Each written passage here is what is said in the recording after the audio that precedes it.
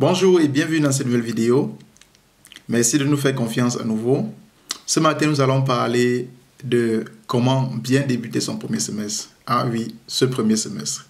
Ce fameux premier semestre. Moi, je me rappelle encore de mon premier semestre. Ouf, c'était pas facile, quoi. Donc, j'étais là, perdu, sans orientation. Mais ce matin, je vais vous donner quelques astuces pour vous permettre de mieux démarrer votre premier semestre. Alors, si vous êtes prêts, accrochez-vous, c'est parti.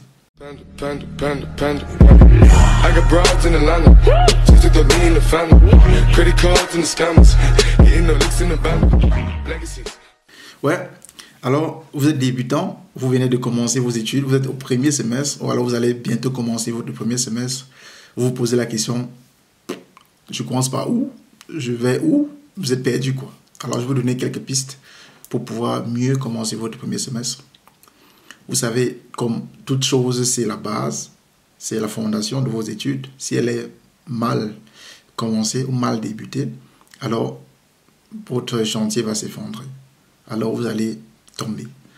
Et je pense que c'est un semestre où il faut le plus de concentration possible, quoi. Dans les 2 premiers semestres, j'estime, après le premier semestre et le deuxième semestre, si vous réussissez à bien appréhender ces 2 premiers semestres, c'est parti, quoi. Vous allez vous en sortir avec vos études.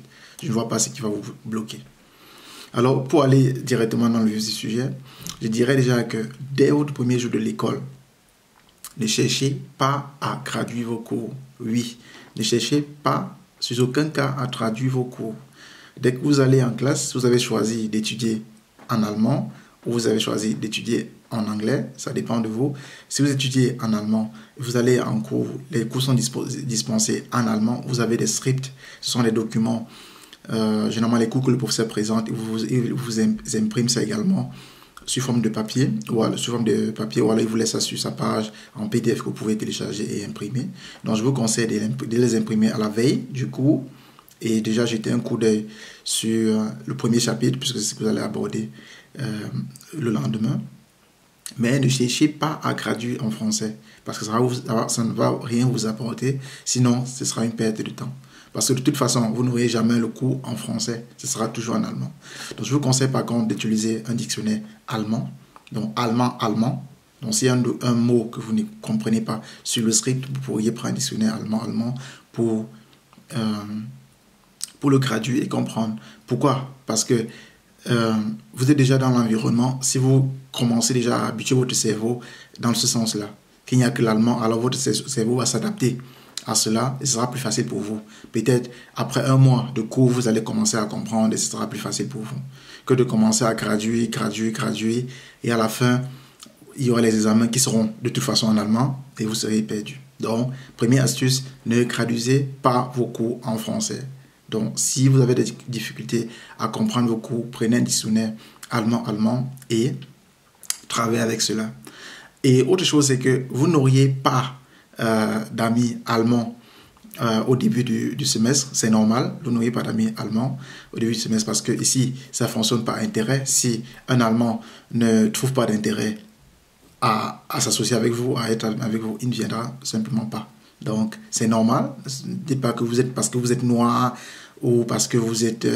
c'est le racisme. Non, ça n'a rien à voir avec le racisme. C'est comme ça que le système fonctionne. Entre eux, aussi les Allemands, il y a des Allemands qui viennent, par exemple, des autres États, qui viennent étudier dans votre État. Et avec les Allemands qui sont déjà dans l'État, là, c'est la même chose. Donc, il n'y a pas de communication, il n'y a pas d'amitié au début. C'est normal parce que ça fonctionne en termes d'intérêt. Donc, autre astuce que j'aimerais partager avec vous, c'est qu'il faudrait aller vers l'information, toujours vers l'information, parce que c'est très important pour un étudiant. Aller toujours vers l'information, aller toujours vers ceux-là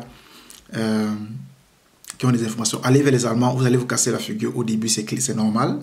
Si vous n'avez pas compris un truc, vous voyez peut-être qu'un élève ou alors un étudiant a maîtrisé ou semblait maîtriser le cours que vous allez vers lui à la pause, demandez-lui s'il peut vous expliquer ou vous accorder quelques minutes.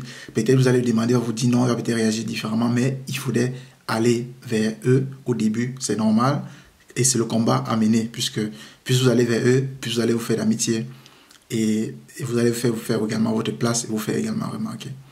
Donc ça, c'était une autre, ça c'était l'astuce d'aller vers les Allemands parce que c'est important. Et autre astuce que je voulais partager avec vous, c'est aussi il faut connaître le plan de vos études du début jusqu'à la fin, avant même de commencer. Ça veut dire quoi? Là, avant que les cours ne commencent, il y a généralement une cérémonie que l'université ou la FA organise pour vous montrer comment vos études sont constituées, quoi. Si c'est le bachelor, par exemple, il vous montre ce que vous auriez au premier semestre, au deuxième semestre, jusqu'au septième semestre. Il faudrait que vous ayez l'information-là de tout le semestre avant de débuter. Donc, savoir que bon, j'aurai au premier semestre telle matière jusqu'au septième semestre. Et autre chose, c'est de lire exactement votre SPO. Donc, le SPO, c'est le Studienprüfungsordnung. C'est où est écrit, par exemple, combien d'essais vous avez. Oui, parce qu'en Allemagne, vous n'avez pas, ça dépend des états où vous étudiez, vous ne pouvez pas faire une matière plusieurs fois comme vous voulez. Donc, si je prends le cas du Baden-Württemberg, vous pouvez faire une matière seulement 2 fois. Donc, vous pouvez échouer une matière seulement 2 fois. Si vous échouez une matière 2 fois, la troisième fois, vous allez demander, vous allez faire une réquisition, une requête pour demander à composer la troisième fois. Elle peut être refusée. Si elle est refusée, vous êtes éjecté vous êtes expulsé de l'école. Donc, vous êtes exclu de l'école. Et si elle n'est pas rejetée, vous pouvez la faire. Pour mon cas, par exemple, de ma ville, c'était déjà ces 2 essais. Si vous échouez 2 essais et que vous êtes au Grundstudium, donc vous êtes au début des études, donc Grundstudium, les 2 premiers semestres, vous avez droit à un seul 3e essai sur toutes les matières. Ça veut dire que si vous avez peut-être pour les 2 premiers semestres 10 matières et pour tous les 10 matières, vous avez droit à un seul 3e essai pour une des 10 matières. Donc, ça veut dire que si vous avez fait une matière du premier semestre plus de 3 fois et au deuxième semestre, vous échouez une matière 2 fois, vous êtes exclu de l'université. Donc, vous ne pourriez plus faire la filière là, dans l'État, dans tout l'État là. Vous êtes obligé de changer d'État en fait. C'est pour ça que vous allez voir les gens voyager d'État en État pour faire des études, pour changer d'école et ainsi de suite. Donc, il faudrait absolument connaître déjà ce que votre État ou alors ce que l'université là a dans son SPO. Il faut maîtriser ce qui se trouve là-dedans, quoi. Même, ça concerne aussi également des stages. Quand est-ce que je vais en stage? Quelles sont les conditions qui sont requises par rapport à mon université pour que j'aille en stage? Est-ce qu'il faudrait que j'ai fini toutes les matières du Grundstudium, donc des 2 premiers semestres, ou alors il faudrait au moins que j'ai fini toutes les matières des 3 premiers semestres? Donc, ce sont des informations que vous devrez savoir de préférence au début des études pour éviter des surprises désagréables. Et autre astuce, c'est n'oubliez pas, n'écoutez pas les on-dit par rapport à votre filière. Si vous avez choisi votre filière et que vous avez eu l'accès à cette filière, c'est que vous avez des capacités à étudier cette filière-là. Donc, point barre. Ne partez pas demander ou n'écoutez pas ce qu'on dit. Oh, la filière est très compliquée, aucun Camerounais n'a jamais réussi. Ça, on écoute partout, ça bavarde partout à l'université, mais ne vous attardez pas à cela parce que chaque cas est différent. Une filière peut dépasser un X et un Y réussi. On n'a pas tous le même cerveau, donc n'écoutez pas ces on-dit. C'est très important. Moi, je suis passé par là. Ça a commencé par le DSA déjà, les examens de langue, où j'ai fait, on me disait, oh, là-bas, aucun Camerounais n'a jamais réussi. C'est pas facile, c'est très difficile, tu peux pas réussir, va plutôt dans telle ville faire et tout de suite. Moi, j'ai fait là-bas et j'ai réussi avec mention excellente. Donc, ne vous attardez pas à ce genre de on-dit. Parce que ça ne vous apporte rien en fait. Allez vers ceux-là qui ont réussi, puisque c'est ça votre objectif. Si vous avez réussi, vous voulez réussir dans une filière et que vous connaissez un Camerounais ou un étranger qui a réussi dans cette filière, vous pouvez aller vers lui et lui demander que bon voilà, comment tu as fait pour réussir et comment je devrais faire pour réussir. Donc, allez vers cette personne et demandez-lui simplement comment lui l'a fait. N'allez pas vers celui qui n'a pas réussi, puisque votre objectif c'est de réussir. Allez vers ceux-là qui ont réussi et demandez simplement comment vous feriez pour réussir. Donc, c'était l'une des astuces. Et l'autre astuce, c'est généralement dans toutes les universités ou tous les FA, il y a généralement des cérémonies de semestre, donc une sorte de fête pour les étudiants qui viennent de débuter. Je vous conseille d'aller à ce genre de fête-là. Même si vous n'aimez pas la fête, allez au moins pour la première fête du premier semestre. Ça va vous permettre de vous faire quelques amis parce que généralement, on se fait des amis facilement en boîte de nuit. ou pendant la fête que pendant un cours, après un cours, quoi. Donc, allez vers là, faites-vous quelques contacts, ça vous permettra de vous intégrer de mieux en mieux dans votre université ou dans votre Hochschule. Donc, c'est un truc très important que que j'ai voulu partager avec vous en ce qui concerne ça.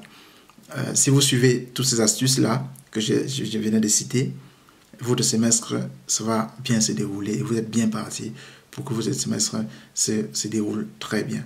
Donc, je vais faire une autre vidéo sur savoir comment maintenant réussir son premier semestre, parce qu'il y a d'autres astuces qu'il faudrait que je vous donne. Si je le fais maintenant, la vidéo sera très longue. Donc, restez connectés, abonnez-vous à la chaîne et jusqu'à la prochaine vidéo sur comment maintenant bien réussir son premier semestre. On se voit à la prochaine vidéo. À plus. Bye. Panda, panda, panda, panda. I got broads in Atlanta. Just took the lean in the family. Credit cards and the scammers. Getting no licks in the bank. Legacies.